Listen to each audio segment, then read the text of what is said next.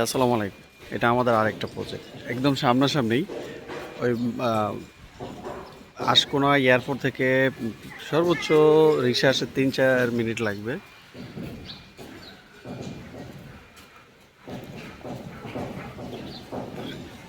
এদিক দিয়ে হলো আপনার এয়ারপোর্টের রোড, এটাই সেই প্রেমবাগান রোড। আর এদিকে চলে গেছে আপনার প্রেমবাগান রোডের দিকে।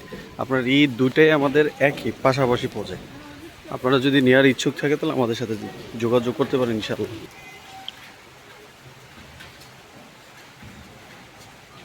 এটাও আমাদের ফিনিশিংয়ের কাজ চলতেছে। বাজেট এটার যেই বাজেট এটারও সেই একই বাজেট।